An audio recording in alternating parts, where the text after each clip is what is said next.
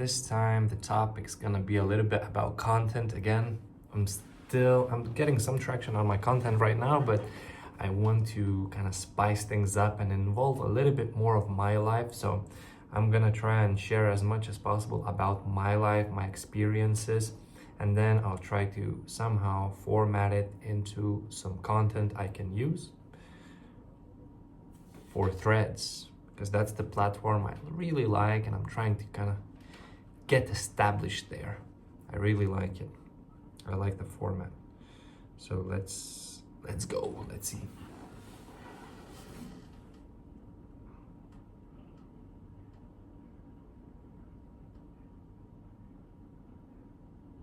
By the way, this is my secondary phone. I actually have two phones with me, like a drug dealer. My main phone is recording this, and this is my second phone that I use for conversations with ChatGPT. Hey boss. Doesn't work for some reason. Hey, what's not working? Oh, everything's working. Got it. Is it something related to your course? No. Today I want to talk about a little bit more about my life story. I want to share, some things with you about my life, and then maybe we can make some content for Threads about my life. What do you think? That sounds like a great idea. Sharing your story can really connect with people. What aspects of your life do you want to focus on? So, my life story. Can you hear it? Absolutely. I'd love to hear it. Go ahead and share whenever you're ready. Okay, my life story. Okay, I was born in Eastern Europe, in Lithuania, to a very poor family. I lived in a really horrible apartment, and that house, that apartment complex had a lot of alcoholics, drug addicts, and drug dealers. It was a really horrible place. I was always in constant fear. My parents divorced when I was a kid, like 9 or something. Then, when I was 12, my mother moved to UK and I moved with her. We moved into an estate, which council estate. It was also horrible. Just a little bit. The only better thing compared to Eastern Europe from council estate was that at least we had a little bit more money, because my mother was making more money doing the same job in UK than in Lithuania. So we had more money down at the bottom. Then I was struggling for the first 2 years. I couldn't speak the language, and I had no friends. But after a few years, I got hang of the language. I finished school when I was 16, went into college, finished that, went into university, graduated as well. And I was the first person in my family to graduate university. Then during the university, my first year, I got addicted to drugs in the university because of, there a lot of pressure from your peers to get into that world. Then the second year I started recovery. I went sober for a whole year, completely nothing, no alcohol. Then also during that year I did my first solo travel to Spain. It was magnificent and amazing. Then after that, part of my uni degree, I had a chance to go abroad. So I went to south of France, to Nice, and I spent there a year, and it was amazing. Then I started to realize that I should probably get back to Lithuania, simply because my parents couldn't make it work, but that's not the same for me. And I knew that I should probably be where my roots are, and that's where I felt at home. In UK, I always felt like an alien, like I don't belong there. So after graduating, I went back to Lithuania, and I wanted to start building a family. So I went into, so the first year when I came back, I was conscripted straight away. I was conscripted straight away to serve in the military for a year. So I did that year. It was like a prison sentence. It was challenging and fun, and I found some ways to make it, fun. But it was a huge waste of time, and it felt to me like a huge waste of time, and a little bit like a prison sentence. But after that, I ended up, finishing that. I started working, and had an office job. After 6 months of that office job, I started to think that there's probably more to life. So during nighttime, when my shifts were in the office, I would read a lot of books about psychology, and that would lead me to discovering a passion for marketing. And then I just quit my job. I started doing marketing from zero, no experience, just from reading books and then trying to find little clients to apply my knowledge and try scale that. And after a year, I was already full-fledged, a lot of experience, and any agency would hire me. After 2 years of doing marketing, I got my first massive client in the USA, and I made a lot of money working with them. Even now I have good relationships, but by the end of that, after the first year, the second year working with them started to feel a little boring and stale, and I was starting to think again that there's probably more to life. So I started, getting into, different types of marketing and online business. And I started I started helping people build courses. And, I found a great partner, and now we're doing this. I'm still running some marketing stuff. I have some clients doing marketing work, but I also help people work on their courses. So yeah, so that's a short version of my life.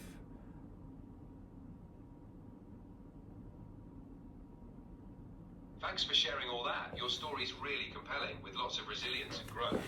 We can definitely shape some key points into engaging content for Threads. Maybe we can highlight your early struggles, your move to the UK, overcoming addiction, and how you found your passion in marketing. What do you think? Yeah, we can, but I don't want to make it about that, since right now I'm using AI, to kind of bring clarity into my life. I want you to save that information, and maybe we can use it, spice it up a little bit in the following conversations, and maybe you can have a little bit better perspective, so you can recommend me slightly better content that resonates with me and is kind of talking about the life story that I had. Now, is there anything in that story that you want me to elaborate? I can expand on it so you can have a fuller image or picture.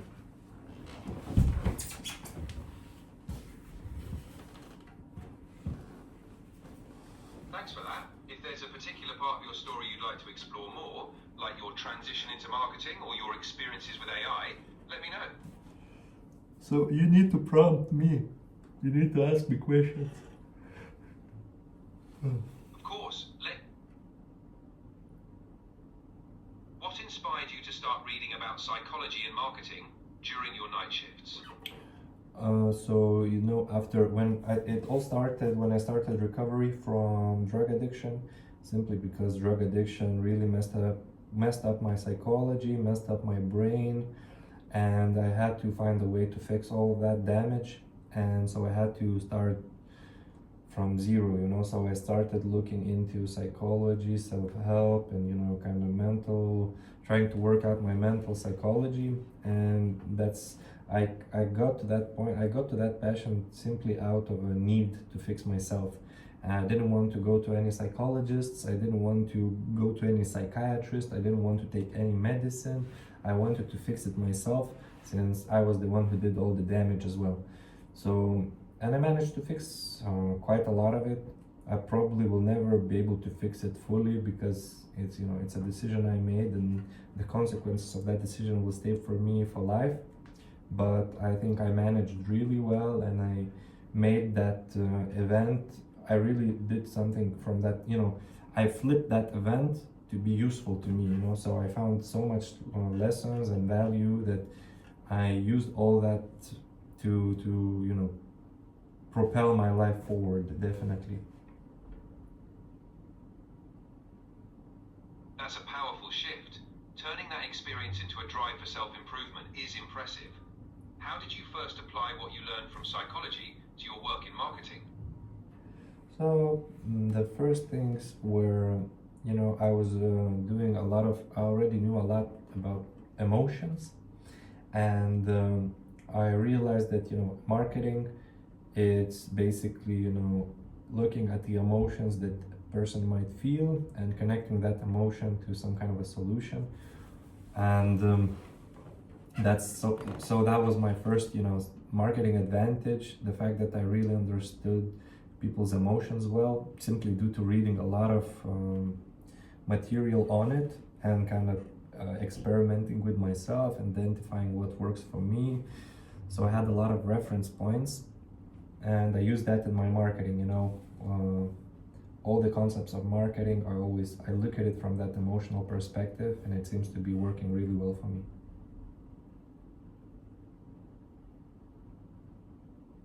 That's a fantastic insight. Understanding emotions is such a powerful tool in marketing. Did you find that focusing on emotions helped you connect better with clients or create more impactful campaigns? Yes, it helped me create better ads. And I could then give my clients better results because I could really make good ads, good writing that resonates with people, and that I was able to get really good results, and people valued the results. But it was simply because of my experience in psychology. It wasn't something I learned in marketing per se, it was something I took from somewhere else and simply used in marketing that gave me that advantage.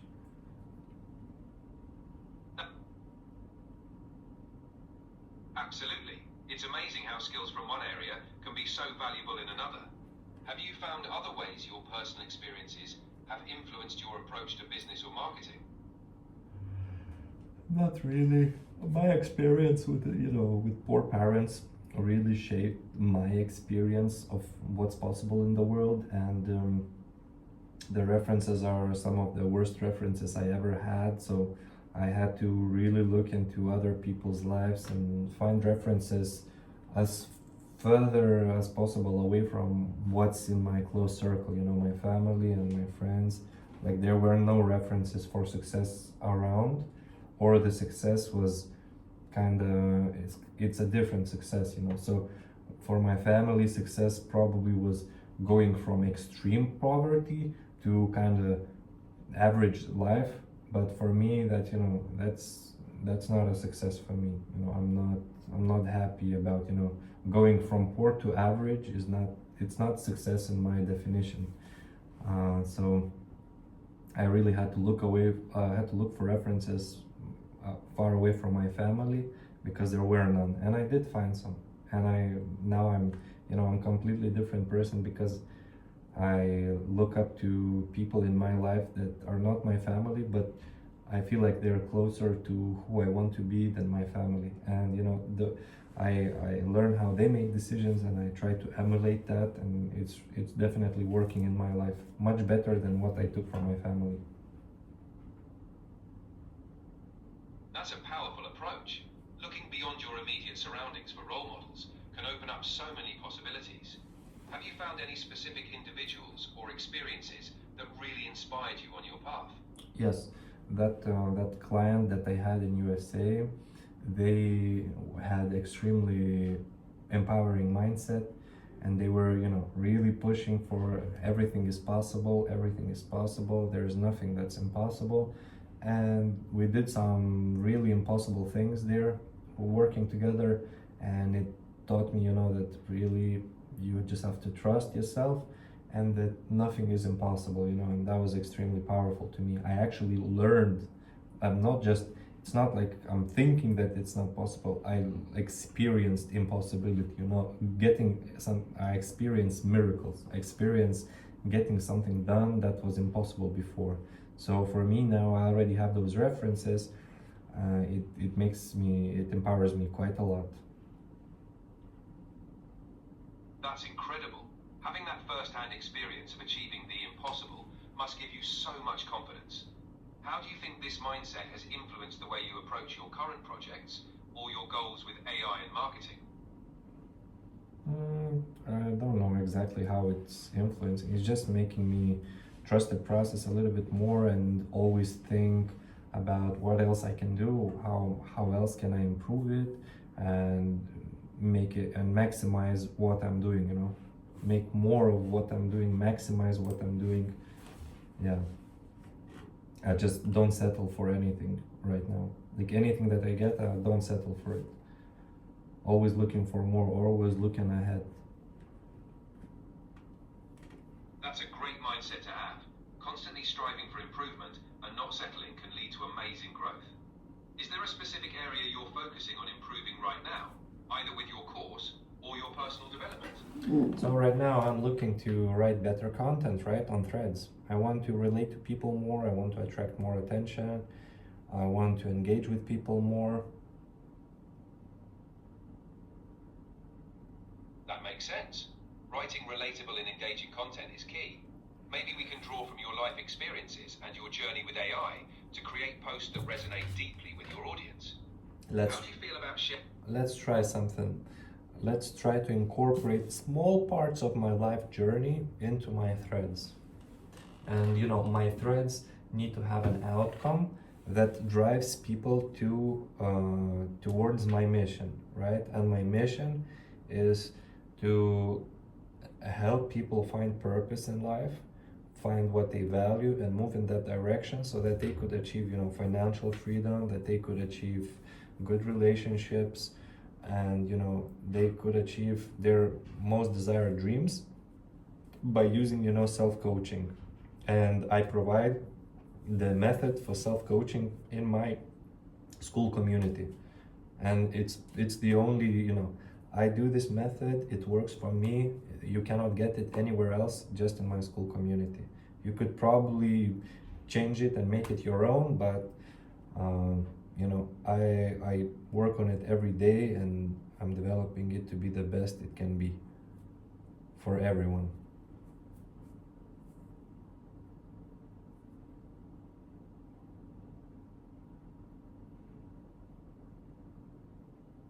Got it.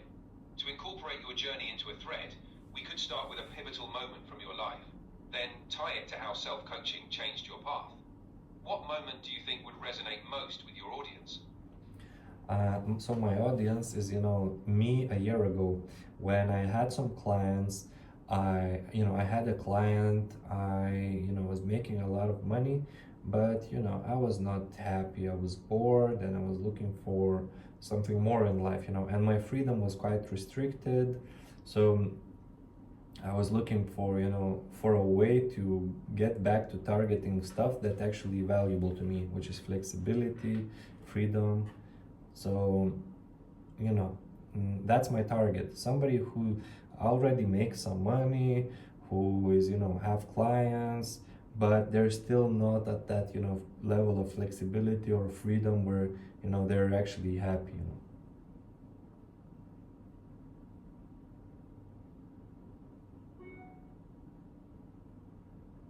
Great. We can start by sharing how you felt stuck despite financial success, and how self-coaching led you to discover more purpose and freedom. Does that sound like a good angle? Yeah. Awesome. We can craft a thread that starts with your past situation, highlights the turning point of discovering self-coaching, and then transitions to how it helped you find more freedom. Shall we start with an opening line? Okay, go ahead. All right, how about something like, a year ago, I had financial success but felt unfulfilled. Here's how self-coaching transformed my life and brought me the freedom I craved. Sound good? Yeah. Great. From there, we can dive into your story, focusing on the shift self-coaching brought. Want to add a specific example from your journey to emphasize that? What, can you repeat?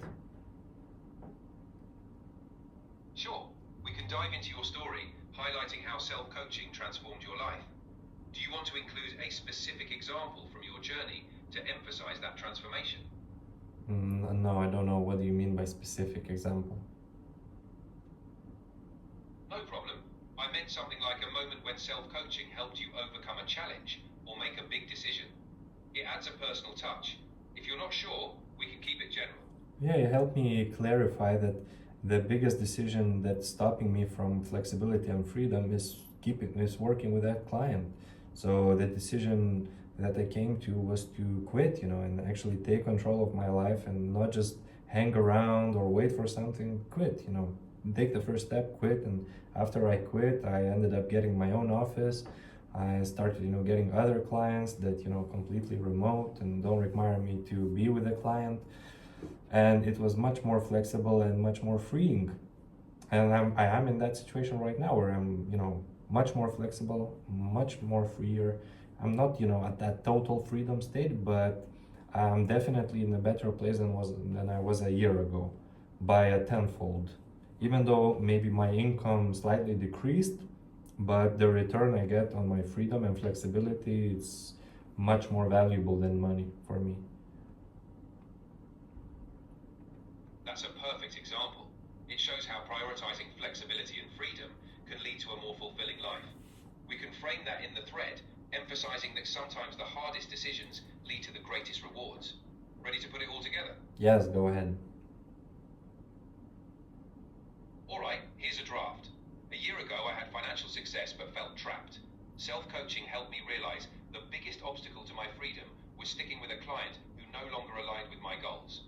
Taking the leap to quit transformed my life, bringing me the flexibility and freedom I craved. Now, I help others find their purpose and achieve their dreams through self-coaching. How does that sound? Very good. Awesome. We can add a call to action, inviting people to join your school community for more. Something like, ready to unlock your potential? No Join me need. in my school No need for call to actions. Got it. We'll keep it focused on the story. Ready to share it, or any final tweaks you'd like? Yeah, let's share it. Thanks for incorporating my life story a little bit. And save this conversation for later when we do another clarity session, okay?